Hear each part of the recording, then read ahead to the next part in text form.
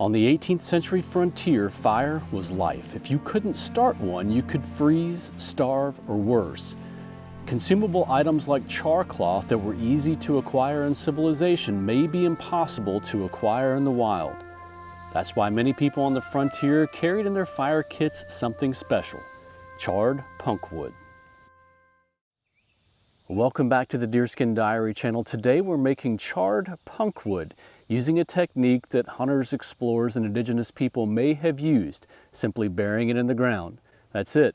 No tin cans, no luxuries, just earth, fire, some punkwood, and we'll see what kind of results we get. So stick around. We've got to burn a little time and a little punkwood to ignite this conversation. I bet you thought I was going to make a pun about being punked. And if that's what you thought, you got punked.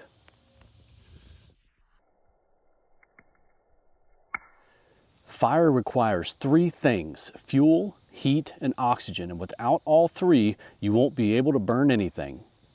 Flint and steel was probably the most common way to produce a spark, but anyone who's ever tried to light a fire with those two tools also knows that you have to have something to catch the spark. Now, char cloth was a very common material used to catch a spark from flint and steel, and it was certainly used on the frontier. It was even used by Daniel Boone on one of his night hunts. Peter Houston, a friend and later biographer of Boone's, went on to describe a hunt by Boone and Houston for a rogue panther.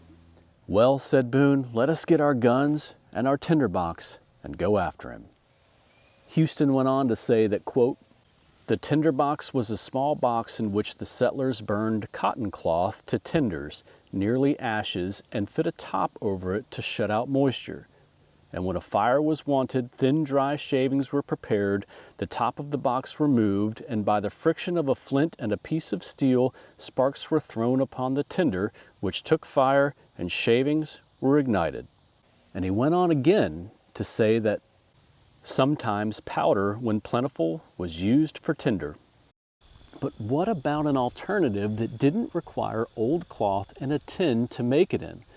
Well, it seems like punkwood is the answer. James Adair, a white trader who lived with most of the southeastern tribes, noted their own dedication to their own kindled fires. And in the time of the new ripened fruits, their religious men carry a flint, punk, and steel when they visit us, for fear of polluting themselves by lighting their pipes at our supposes loc ook prus, or accursed fire, and spoiling the power of their holy things. Later, he ran into hard times on one journey and noted that, quote, "As I had the misfortune to lose my tomahawk and wet all the punk in my shot pouch by swimming the waters, I could not strike fire for the space of 3 days, and it rained extremely hard during that time." Now, punkwood is decayed, soft wood, and I find that maple and beech are the best in my area.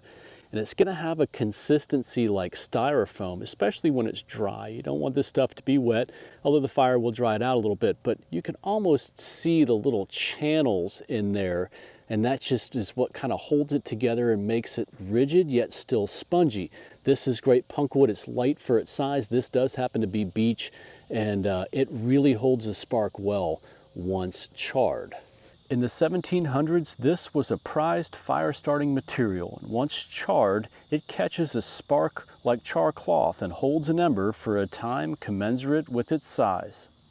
Look for standing stumps or rotting logs. The key is you want it to be dry, and you want it to give under the weight of your fingers without crumbling and falling apart.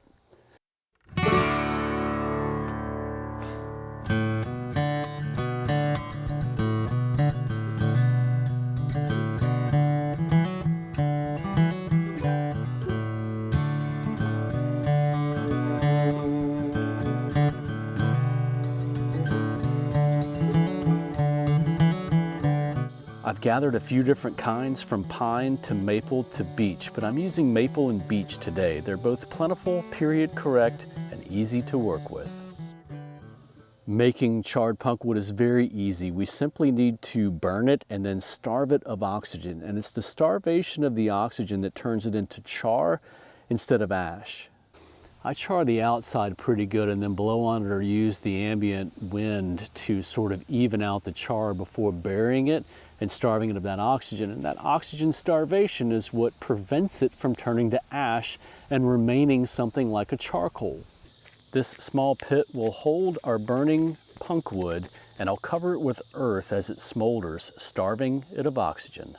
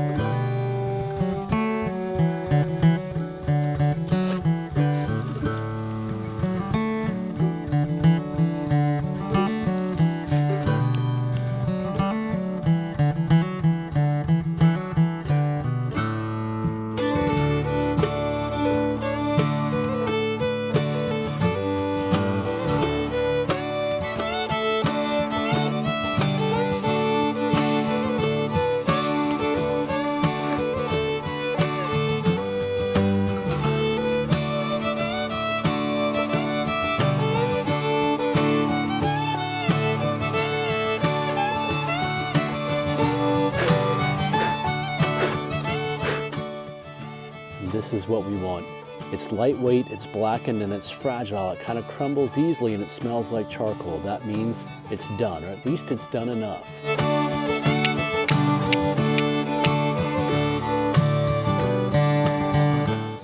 And you don't have to char the whole thing. You can only char the outside and still get great results, and the wood tends to remain less fragile.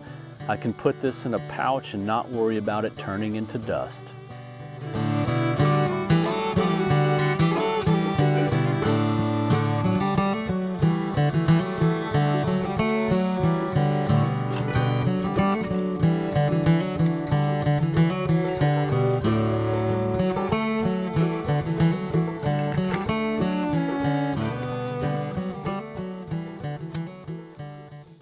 And that's it. It's as simple as that to make a renewable char source that will take a spark from your flint and steel. Now, an interesting note about the flint that I'm using today, I was actually out filming and I found this piece of chert. It's a broken piece of chert that's not native to here. Chert is actually not native to this section of my part of the country. It's just a little to the northwest of us. So that means this was brought here by indigenous cultures at a time unknown. Now, this is not an actual piece of a stone tool. This is a broken piece of debitage. It shows a little bit of working on one side, but an obvious fracture down the middle where it broke during the tool making process. But I'm using that as my flint today, and this is my steel. And I have noted that the combinations of flint and steel do seem to matter. So get the best steel you can get, and don't be married to one just because you like the look of it or something like that. Get one that's effective. With just a spark, it catches and holds an ember. It's perfect for lighting a fire with tinder like dry grass, tow, or cedar bark. Now, if you're at all a fan of the channel, you'll know that I'm not just an advocate of knowing the history. I'm an advocate of knowing how the history was practiced and then going out and practicing that history to the best of our ability. And early long hunters and frontiersmen and settlers understood the value of the natural resources around them and understood how to use them to their advantage. They didn't carry very many luxuries, and they learned how to use what nature gave them. They even learned how to turn rotting wood into backcountry gold.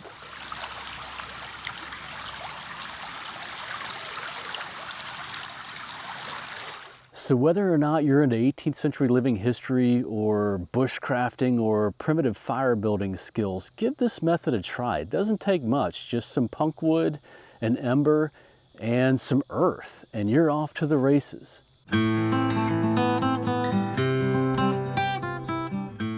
Now, this was another opportunity for me to dive back into history and try my hand at one of these primitive skills. And it's a way for me to get a little bit closer to what our 18th century forebears must have gone through.